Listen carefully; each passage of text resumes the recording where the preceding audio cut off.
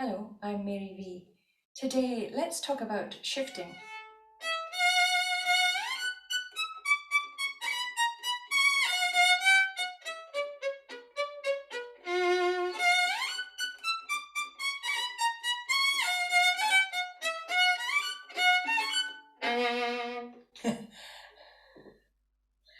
Just find that piece so funny. So, in shifting, let's talk about getting to fourth position and messing about with that, because it's really good to mess about with it yourself instead of being glued to music. So, it's to explore the violin directly without having to process notes, etc. I think it's a much faster way to actually play and be a musician. So fourth position is, let's just remind ourselves about third position first.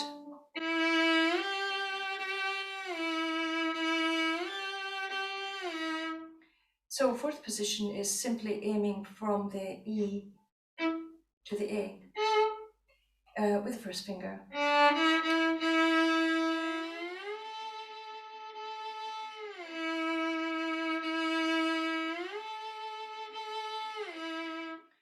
Now, how do I get there? Actually, when I go into fourth position, my hand touches the violin and I'm very familiar with where it touches. So I'll get there and then I'll turn around and show you.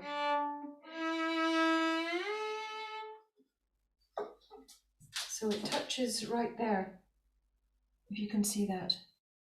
So that's a very familiar feeling, and that's something you just learn. It's one of the little guides, so that you don't take really flying leaps and guesswork on the violin. It's all peripheries, inner sounds, all sorts of things. Now let's have a look at moving from one finger to another finger. Say, for example, I want to move from a B on the A string, and I want to move to a C sharp on the E string. How do I get to that? There's various ways to get to it. The C sharp is in third position. So if I go on the same string into third position,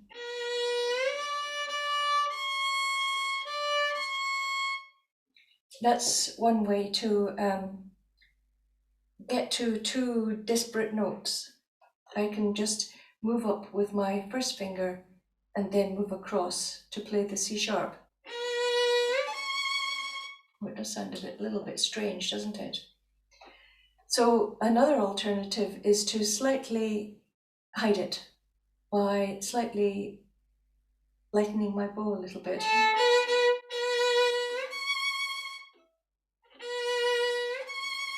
And also I'm delaying the movement until I'm ready with my bow. I delay moving off the first finger until the very last moment, and I make the shift very, very quickly. There is a little bit of sound you can hear coming off the first, but it's not offensive like this is. That's really weird. Well, unless you're playing modern music, and it's not weird at all. So that's one thing where you can bridge the gap between very, very distant notes. For example, let's just go one higher. Let's go from the B to a D.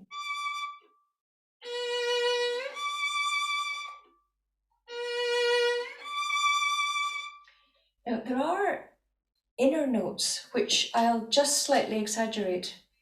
There's ghosting going on. There's little sounds that I can hear that guide me, that don't really carry, that are guiding me and helping me to know I'm on the right track.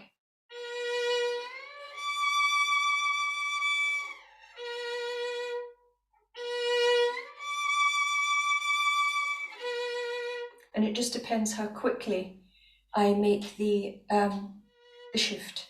So we learn to reveal or cover our tracks when we're shifting. And great players, the magic of their playing is how they connect the notes and what they're doing in between. And the more you start being able to do things yourself, the more you notice the marvelous way that they're the inner workings of what they're doing. Is magical to start noticing that.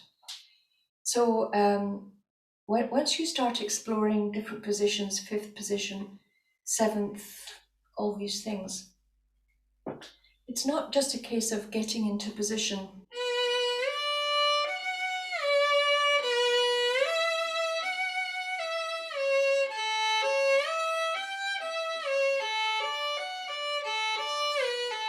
All that. It's how you're moving within the shift and how you're bridging the gap between a very low note and a high note, and how to get there in an incredibly violinistic and musical way.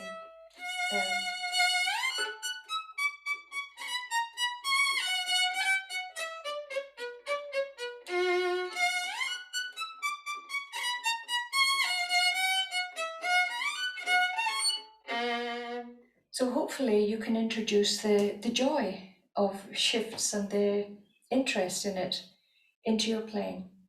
So thanks for watching, and bye for now.